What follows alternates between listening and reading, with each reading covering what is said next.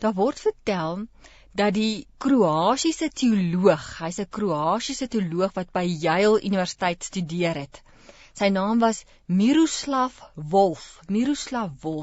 Hy het op 'n keer teruggekeer na sy geboorteland toe, na Kroatië toe. Want daar's 'n spesifieke Kroatiese wors waarvoor die mense baie lief is, amper soos ons boerewors, né? En hy het toe teruggekeer Kroatië toe en hy was toe nou op hierdie tog om van hierdie Kroatiese wors te kry. En hy hoor toe dat daar 'n ou man op 'n baie afgeleë dorpie is wat hierdie spesifieke Kroatiese wors maak en hy gaan toe na hierdie ou man se huis toe. En toe hy in hierdie man se kombuis instap, toe sien hy daar lê 'n Bybel oop op die tafel.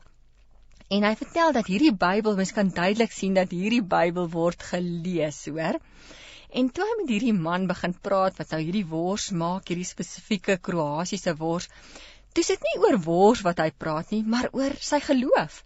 En hy sê hierdie ou oom vertel van hoe lief hy die Here het. En hy sê toe iets interessant vir Miroslav, die teoloog. Hy sê toe, weet jy, my seun kies altyd die moeiliker pad.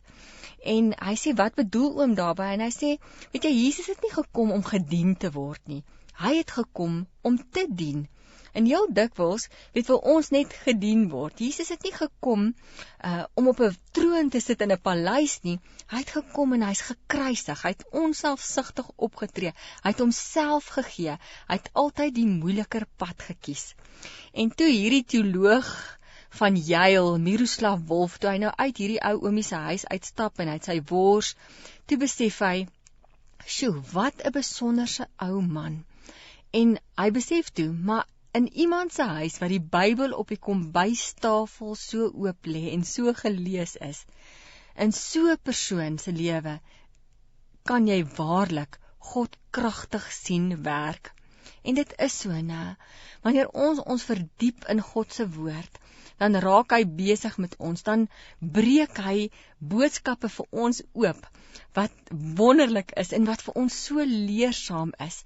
Ek hoor nou die dag iemand sê, dat die Bybel is die enigste boek wat die outeur by jou teenwoordig is, wanneer jy daai boek lees, en dit is natuurlik die Heilige Gees. Nou, wanneer ons met die Bybel besig is, wanneer ons in God se woord lees, dan is hy, die skrywer, die Heilige Gees by ons, en breek hy vir ons sy woord oop, en breek hy vir ons nuwe boodskappe oop.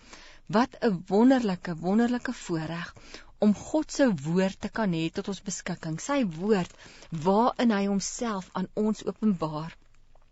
Ja, in Psalm 119 staan daar, hoe aangenaam is u woord, soeter as heuning in die mond, u bevele gee my insig, daarom haat ek elke verkeerde pad, u woord is 'n lamp wat my die weg wys, 'n lig op my pad. Dit is wat die Bybel vir ons is. En so dikwels, maak ons nie tyd om God te leer ken in sy woord nie. Ag, ek wil jou sommer net uitnooi om gereeld jouself te verdiep in God se woord, in die Bybel, want dit is daar wat jy hom beter leer ken. Ons het 'n leemte binne ons, as ons God nie soek nie, as ons God nie binne ons het nie. Elke mens, of jy nou kind van die Here is of nie, dit is hoe God jou geskep het, om hom te soek. En waar soek jy hom, en waar vind jy hom? In sy woord. In sy woord, en wanneer jy in verhouding met hom staan, vind jy ware tevredenheid. Ja, ons is baie besig, né? Almal van ons is besig, en iemand sê nou die dag vir my, Liesel, ek kry net nie meer tyd om myself te verdiep in die woord nie. Maar die feit is, ons omstandighede gaan nie verander nie. Ons raak net al hoe besiger, né? En daarom moet ons verander. Daarom moet ons kies om tyd te maak. En dan, wanneer ons rus by hom, wanneer ons daai Bybel oopslaan soos daai ou oom, dan breek hy vir ons waarheid oop. Dan gee hy vir ons rustigheid. Dan gee hy vir ons pelgrimsrus.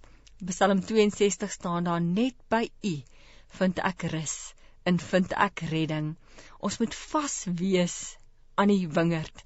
Ons moet vas wees aan God. Ons moet onsself verdiep en verloor in 'n verhouding met hom, juis sodat ons kan groei en blom en 'n verskil maak vir hom hier op aarde.